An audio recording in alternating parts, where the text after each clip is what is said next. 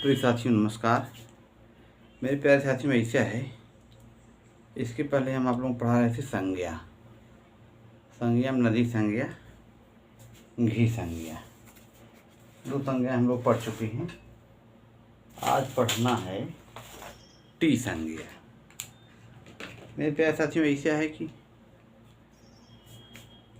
T संज्ञा, ऊर्ध्वा संज्ञा, ये सब संज्ञाएं हैं और इस पे जो है लिखा जा चुका है। मेरे प्यारे साथियों एक सूत्र है, टी संज्ञा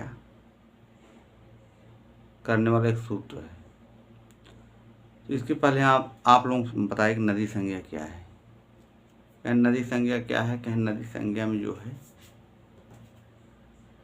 एक पारिभाषिक शब्द है संस्कृत भाषा की, कोई नाम नहीं है। जैसे गंगा, यमुना, कावेरी, ब्रह्मपुत्र इत्यादि जो नदियां हैं वो नदी नहीं है। यह नदी से आशय है कि एक पारिभाषिक शब्द है संस्कृत भाषा की, उससे है। तो नदी संज्ञा उसकी होगी जो नित्य स्त्रीलिंग वाले शब्द होंगे। जैसे आपका गौरी हो गया, देवी हो गया, कुमारी हो गया, नदी हो गया, बधू, चमू, हाँ, श्वश्रु, ये सब शब्द हो गए। इन सबों का नदी संज्ञा होगी। और ये नित्य स्त्रीलिंग वाले हैं। जो नित्य स्त्रीलिंग वाले नहीं, जैसे श्वश्रु है, आपका ग्रामणी है, खलपू है, ये कभी कभी पुल्लिंग में भी चला जाता है, इसलिए इसका जो नदी संज्ञा नहीं होगा। मेरे प्यारे साथियों, नदी संज्ञा करने वाला एक सूत्र है, युष्त्याख्यु नदी।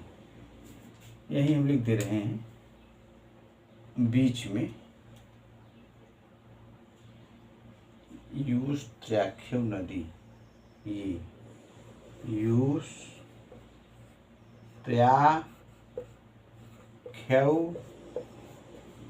नदी, तो ये आपका हो गया। कभी कभी क्या है, पूछ लिए एक नदी संज्ञा करने वाला कौन सूत्र है, तो आप जाने रहेंगे तो बेहतर रहेगा। तो ये आप फटाक से मारिए। नदी संज्ञा करने वाला सूत्र है युष्त्याख्यु नदी। घी संज्ञा करने वाला सूत्र है शिशु घ्यसक ही है। इसमें शिशु घ्यसक मतलब ये है, सखी शब्द को छोड़कर जो ह्रस्व इकारांत, ह्रस्व उकारांत हैं, ऐसे शब्द उनकी घी संज्ञा होगी। मेरे प्यारे साथियों, फिर हम कह रहे हैं घी नहीं, घी खाने वाली नहीं, कि खाने वाली घी समझ लीजिए। घी एक संस्कृत भाषा का परिभाषिक शब्द है। और वहाँ पे नदी संज्ञा में नित्य स्त्रीलिंग वाली बात किया गया है कि वह जो है नित्य स्त्रीलिंग वाला पद होना चाहिए, तभी उसकी नदी संज्ञा होगी। और यहाँ पे घी संज्ञा वाले में पुल्लिंग और नपुंसक लिंग वाला होना चाहिए, स्त्रीलिंग वाला नहीं, नित्य स्त्रीलिंग वाला हो। अगर नित्य स्त्रीलिंग वाला रहेगा तो नहीं होगा घी संज्ञा, पहली कंडीशन। दूसरी कंडीशन ये है कि आपका वहाँ दीर्घ इकारांत है नदी संज्ञा में और दीर्घ उकारांत है, तभी ई प्लस ऊ मिलकर यू बनेगा। यू स्त्री माने नदी, आख्यो माने कहना चाहिए, युष्त्याख्यु नदी, नदी संज्ञा, यही हुआ नदी संज्ञा, ऐसा कहना चाहिए, वहाँ अर्थ नहीं बना। अब यहाँ घी संज्ञा में क्या है कि यहाँ पे पुल्लिंग और नपुंसक लिंग वाला होना चाहिए। ह्रस्व इकारांत, ह्रस्व उकारांत, जैसे भानु हो गया, हरि हो गया, आपका मुनि हो गया, ये सब पद हो गए, साधु शब्द हो गया, ये वाले पद होना चाहिए, तब आपका जो है घी संज्ञा होगा। और सखी शब्द न आए। अगर सखी शब्द आएगा तो घी संज्ञा नहीं होगी, क्योंकि पहले ही लिख दिया गया है कि न सखी माने असखी, यहाँ न तत्पुरुष बन गया, मतलब सखी शब्द को छोड़कर। लेकिन पति शब्द में जब समासी विग्रह लगेगा समास पद से समस्त होगा, तब पति ही समास एव। उसके लिए व्याकरण शास्त्र में एक सूत्र आया पाणिनि व्याकरण में, पति समास एव च, तब हो जाएगा। जैसे भूपति, सीतापति है, रमापति है, इन सबों में भी संज्ञा हो रही है। क्योंकि भू और पति दोनों को समास हो रहा है, समस्त पद हो जा रहा है, इसलिए यहाँ पे हो जा रहा है। अब उसी क्रम में हम आगे बढ़ेंगे तो है टी संज्ञा। तो ये चीज़ है। तो यहाँ पे आप अचो अंत्यादि एक सूत्र है, वहाँ हम जानेंगे टी संज्ञा क्या है। मेरे प्यारे साथियों, ऐसा है अभी हम पढ़ा रहे थे, सब लिखा गया, तो इसको हम दोबारा भी लिख सकते हैं, लेकिन कोई फ़ायदा नहीं है। यहाँ खुद ही लिखा गया है अचो अंत्यादि। मान लीजिए राम पद है, राम, तो राम को जब तोड़ेंगे तो ये हो जाएगा आपका र प्लस आपका ये र होगा आपका इस तरह से, इस पे र पे हलंत हो जाएगा, ये आपका र हो गया, प्लस र में जो आ है आपका आ हो गया, प्लस म, ये म में अ है ना, तो ये म है, म प्लस अ, तो टी संज्ञा के ही आपका अ हो जाएगा। कहें अचो अंत्यादि, अच अंत में कोई पद है, उसके जो अंत में जो अच है उसी को टी संज्ञा कहते हैं। तो यहाँ अंतिम में क्या है, म में अ है, तो वही अंतिम अच है। अच मतलब अच प्रत्याहार का वर्ण, जैसे अ ई उ, री, अच में आई उड ऋलिक एवं अयौज, वहाँ तक जाएगा। तो अच प्रत्याहार में जो वर्ण आएंगे अयु रि एवं अयो, इन सब में से कोई शब्द होना चाहिए। तो ये हो गया आपका। अब फिर दूसरा पद बनाए महेश। महेश में आप तोड़ेंगे इसको तो म में प्लस अ, यहाँ अ भी हो जाएगा।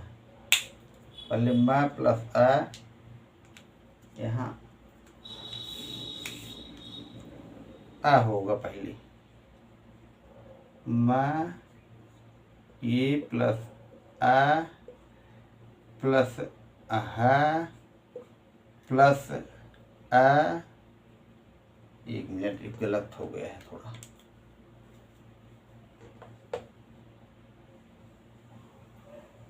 महेश में जो टी संज्ञा होगा, महेश को जब तोड़ेंगे तो महेश में बनेगा महाधन ईश। इसको इस तरह से भी कह सकते हैं, महा प्लस ईश कर दीजिए, चाहे म करिए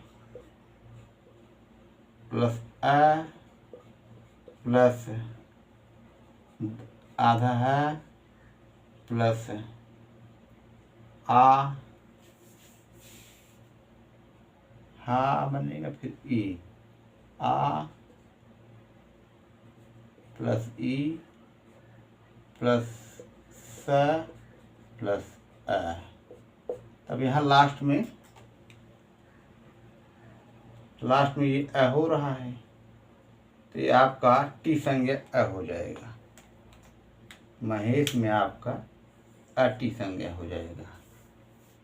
मान लीजिए मनस शब्द आ गया, जैसे मेरे प्यारे साथियों ऐसा है कि जो स्वर वर्ण अंत में आएंगे उस पर तो टी संज्ञा होगा ही। ये स्वर के बाद व्यंजन आ रहा है तो व्यंजन भी टी संज्ञा में गिना जाएगा।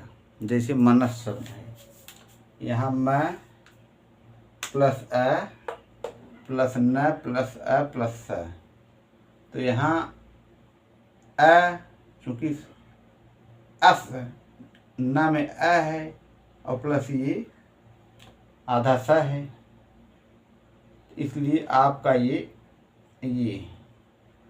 तो यहाँ मनस में आपका अस टी संज्ञा हो जाएगा।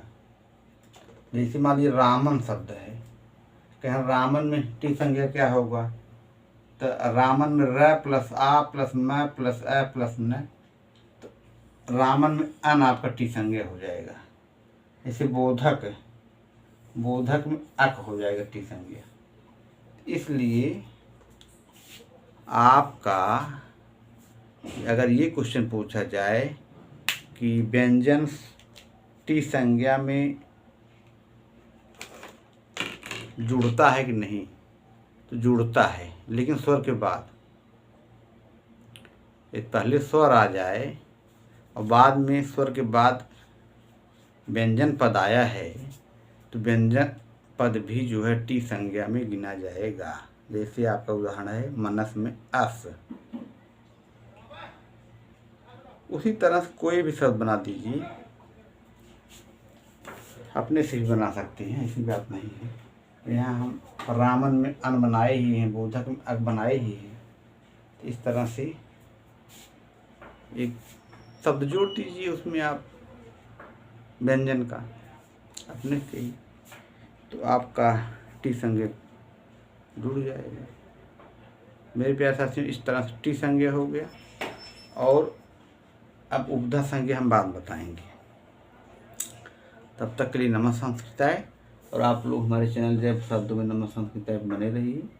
ये JP संस्कृत क्लासेज। धन्यवाद।